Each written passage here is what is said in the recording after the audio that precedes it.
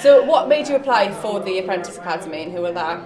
Well, I was doing level 2 health and social, and my aim was, well, I always wanted to work in hospital, mostly with nursing, and then this offer came up, and obviously going through sixth form and thing wasn't my kind of thing. I'm more of a practical kind of person, and then I seen this and I just had to apply, and here I am. And have you had a chance to ring your family, friends, anybody yet to tell them? Yeah, my sister. Yeah. I was like, I can't stay for long, but I got it.